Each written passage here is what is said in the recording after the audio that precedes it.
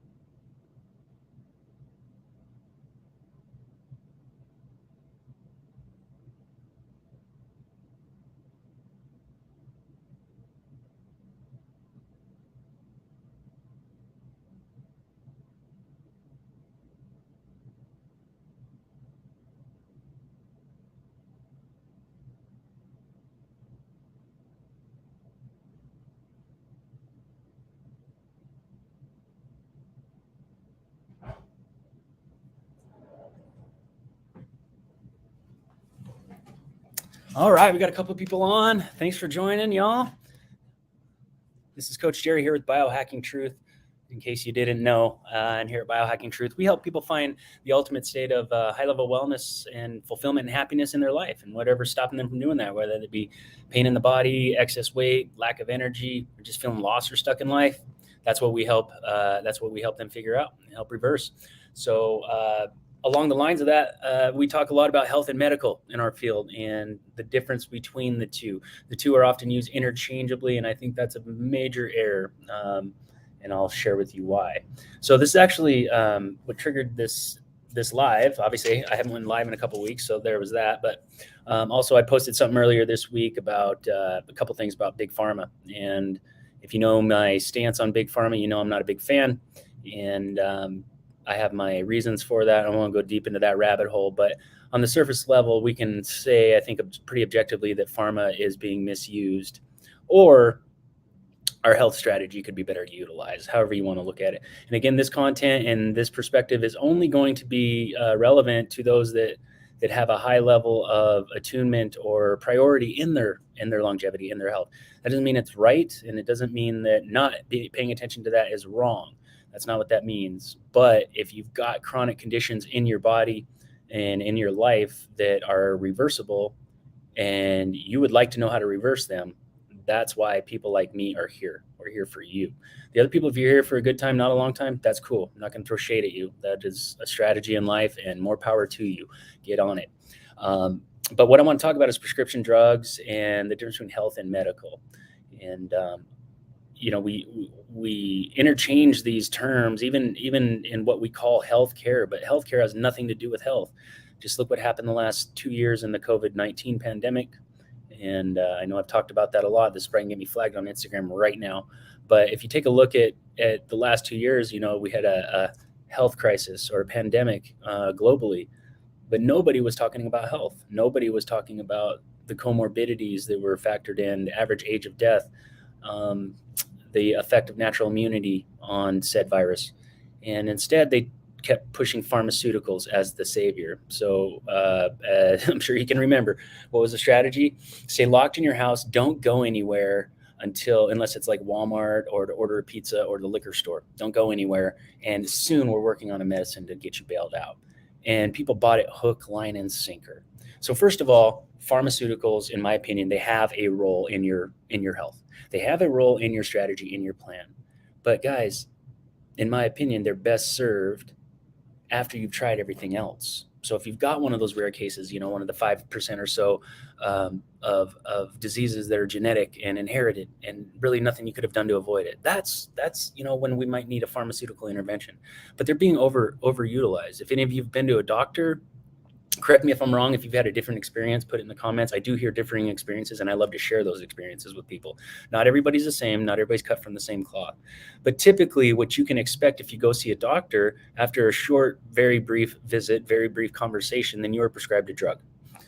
Sean, Jimmy, Oliver, you are prescribed a drug. And the drug has a purported benefit and umpteen side effects. Every one of those side effects might be treated with another prescription drug. And we all know those people that are getting up there in age, and they have on their nightstand maybe multiple bottles of prescription drugs.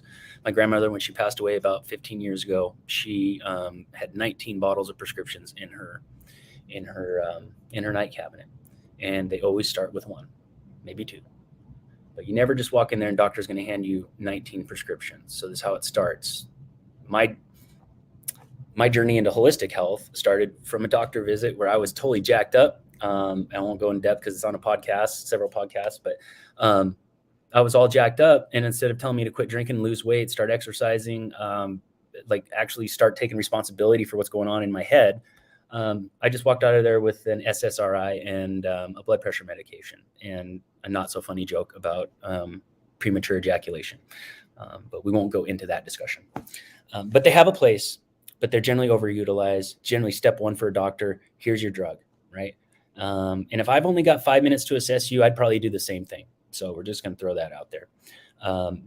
But if whatever our illness is, whether that be one of the reversible and avoidable metabolic diseases that kills 3/4 of our country, when you start looking at diabetes, heart disease, autoimmunity, cancer, many of these are A, avoidable, and B, reversible.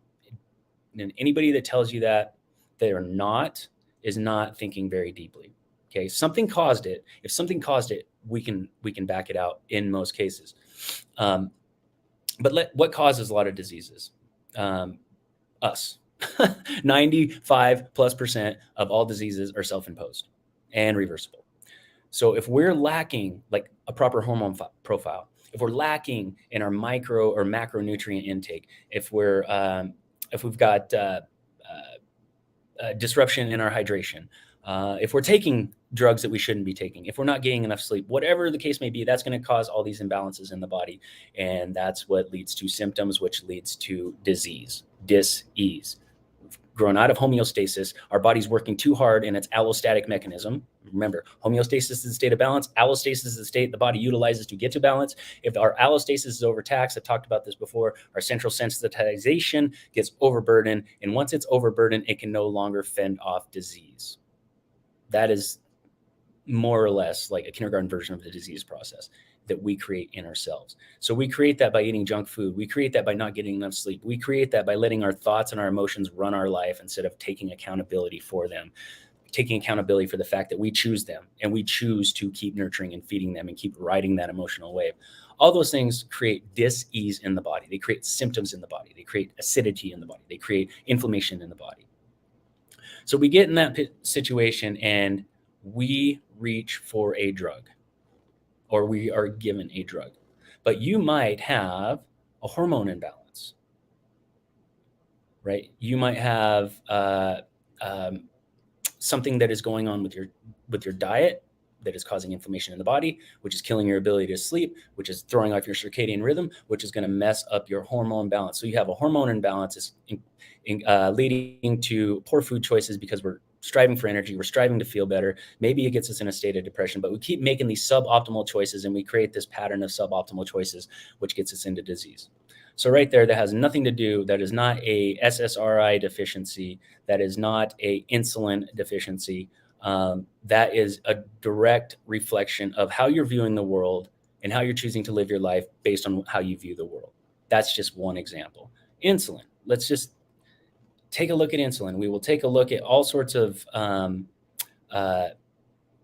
different statistics about diabetes and glucose regulation, insulin sensitivity. We'll do all that. We'll check our blood sugar, and then we'll add insulin. But we're not exactly sure what our insulin levels are, what our proper balance should be for our individual body. But we just throw insulin at the problem. That's another example, right? You might have an insulin sensitivity issue, but you might be producing way too much insulin because you're eating so much simple processed carbohydrates that your body's just like dumping insulin and it just flat out can't keep up. So of course you develop insulin resistance issues. And the answer to that is not more insulin, in my humble opinion, based on the causal mechanism of said condition.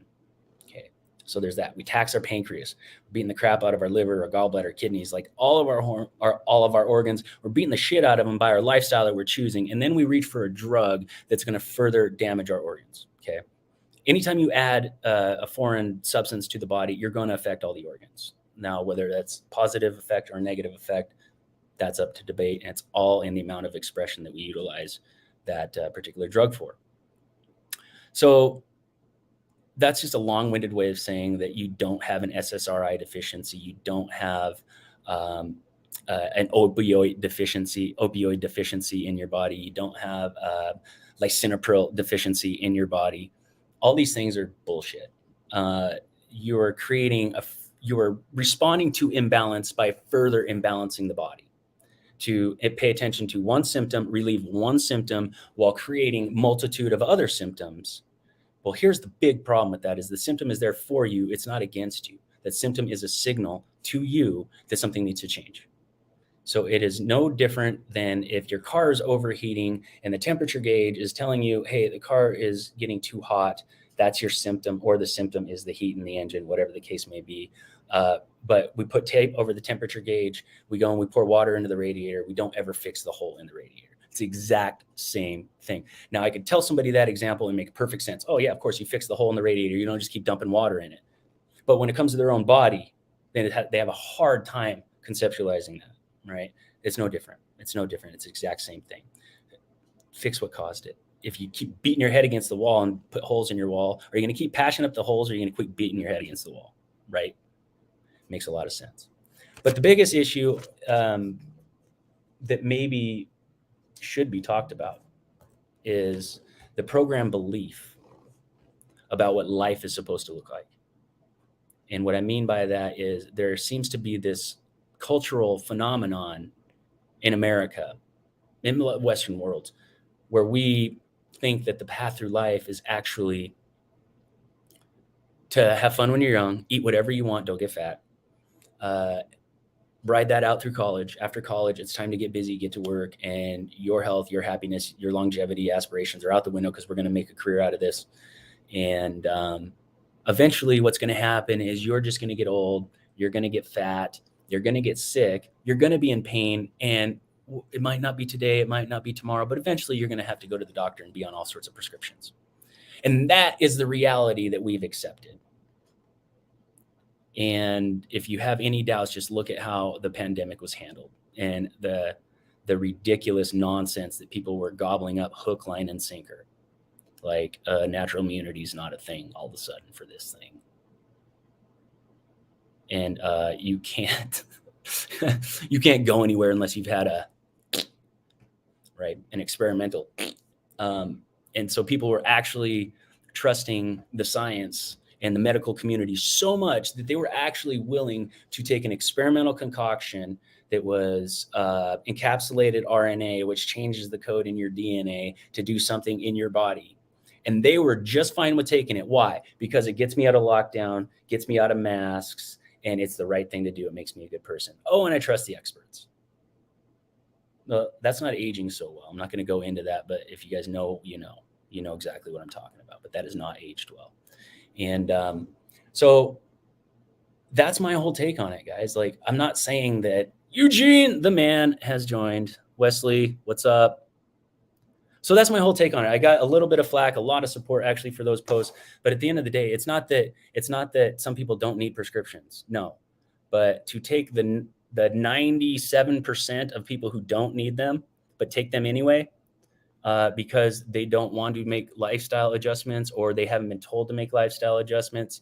They got to sit home and watch TV for 3 years in lockdown, and nobody on the CDC, nobody on the news, nobody on the WHO, Lord Fauci, the exalted one, great Lord Fauci, did not once mention anything about health, about getting sleep, about getting exercise, about managing your stress levels and your thoughts and not living in fear. In fact, he stoked the fear for you.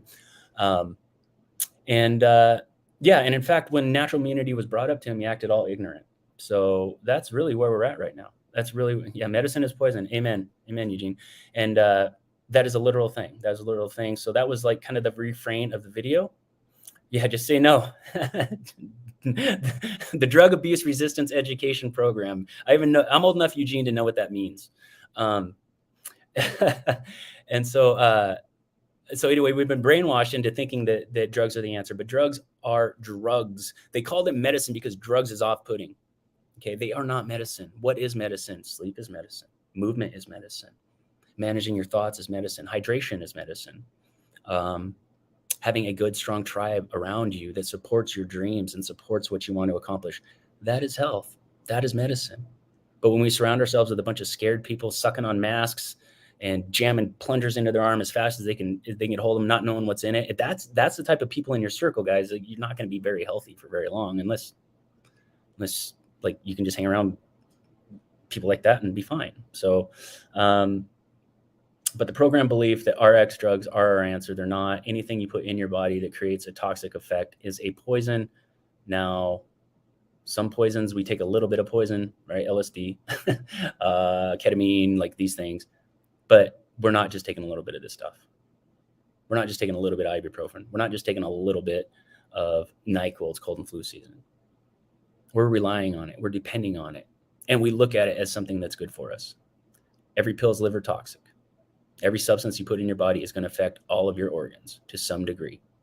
Now, again, like I said, in the post that we're talking about here, if you are in a position of illness and your body's already compromised, your organs are already struggling to keep above water, and you add toxins to the system, it might relieve some of the symptoms. Remember, the symptoms are your friend, not your enemy. It might relieve some of those symptoms. But what's going to happen downstream is a weakening of the system. And then you just got to hope that you don't do any further damage and further insults down the line until you're exposed to the next possible illness. This is how we get where we're at. We got a mass population of people whose central sensitization is through the roof. Like they're at their wits' end in their health and in their mind anyway. And any little thing is just going to put them over the top. And that any little thing could be ibuprofen. It could be Aleve. It could be Robitussin. It could be like all this shit we put in our body because we're so dependent on taking something to make us feel better. So the answers are within you. The healing is within you. You have the ability. You have the capability. There's about 5% of you who don't. And for you, I'm sorry. Like, genetic issues do happen. They do. But for the rest of us, like, don't insult the people that can't do anything about their current situation by doing nothing about yours. And that's kind of been my take with myself. Okay, because I was in a really bad spot at one point in life. At a lot of points in life. But anyway, that's just my take on it. Now I've got it memorialized. It's on my page. Anyone that wants to have this talk again, I'll just refer them to this video. But I appreciate you guys for tuning in and giving me the opportunity to clarify that. And I'm sure a lot of the people on my friends list and the people, you know, that I follow and that follow back, none of this is going to come as a surprise to you. But maybe now you have a resource to share with some of your other friends as to what we mean when we say medicine is poison, or drugs are poison. They're not medicine. They're not medicine. If it doesn't grow in the ground, or, you know, it's not pure sunlight or real food or movement, something you can do with your body, it's probably not healing you. I mean, might make you feel better, but it's probably not healing you at some level. So that's just my take on it. It's my opinion based on experience and observation. And you can adopt it or you cannot. And if you have any questions, comments, concerns, I'm here for you. Leave them in the comments below. You can always reach out to me direct, jerry@biohackingtruth.com. You can reach me direct on my cell phone, 406-241-3763. I'm always here for you, whether you want to book a call and talk about your own personal strategy session to get you towards that optimal state of health and wellness. Put all the pieces together, make sense out of it, put yourself in alignment, and get to your dreams quickly. I'm here for you. Or if you just want to pick my brain and see where I'm coming from, reach out. Love to hear from you. All right, guys. Peace, much love, and live well.